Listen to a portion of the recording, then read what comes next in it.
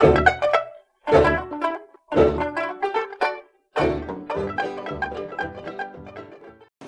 friends, this is the Mrs. Wolfie from our half-acre homestead. Well, we got tons of green tomatoes thanks to the weather.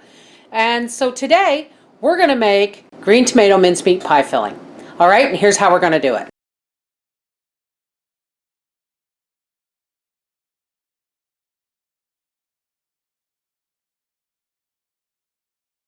Okay, this will probably be the easiest mincemeat pie filling you will ever make.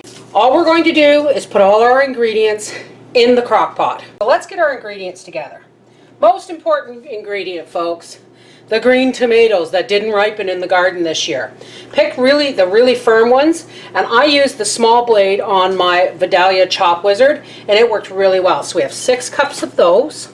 We have 6 cups of diced apples, and these were also apples from the bag of deer apples. These were the smaller ones that weren't big enough for pie filling. We have 2 cups of raisins and 1 cup of currants. It's getting full. We have 3 cups of brown sugar. Now this is going to cook down, folks. We have a 1/2 cup of my home candied citrus peel, 1 tablespoon of cinnamon, a teaspoon of nutmeg, a teaspoon and a half of kosher salt, and a 1/4 teaspoon of cloves. We're just going to put all that in there. Now we're going to put 4 tablespoons of butter and a 1/2 cup of apple cider vinegar. We're going to start this off on high just until it heats up, and then we can simmer it low. But we only want it on high until it heats up. Let's just smash this down a little bit. Make sure, oh my gosh, it smells really good. Now folks, this is an alcohol-free recipe. If you like, go ahead. Replace the apple cider vinegar with 1/2 cup of apricot brandy or 1/2 cup of rum or whatever, you know, floats your boat. All right, let's put the lid on that, and we'll be back in a bit to show you how it looks. It's now started to get nice and hot, and it smells unbelievable. Do you know, folks, I've never had mincemeat before. I think it was just something that someone told me, oh, it's mincemeat. There's raisins and there's apples, but they forgot to tell me there was no meat in it. It smells amazing. We're gonna let this cook now on low in the crock pot for about 2 hours. Alrighty, let's get our jars out of the canner. Because I only have 4 jars to fill, I've gone ahead and washed them and rinsed them, oops, and just sterilize them right in the canner.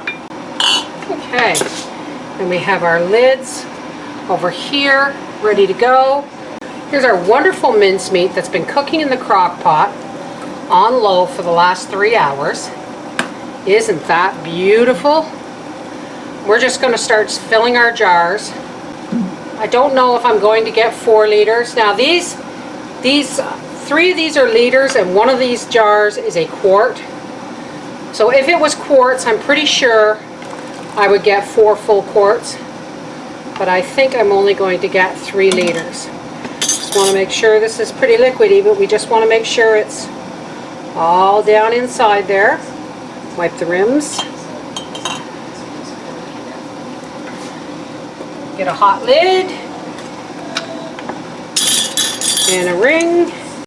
Ow, ow, that's hot. And into the canner it goes. All right, we'll be back when the canner's full.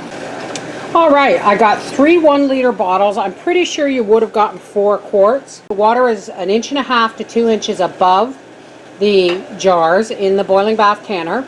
And when it comes to a boil, we are going to process these in a boiling bath canner for 35 minutes. We'll see you when it comes out of the canner. Oh, look at that. I tasted it too, and it's delicious. Even though Wolfie doesn't like mincemeat, it'll make a lovely Christmas gift. Isn't that beautiful? Just gorgeous. This is Mrs. Wolfie from our half-acre homestead saying, got a lot of green tomatoes? Make mincemeat pie filling. Bye.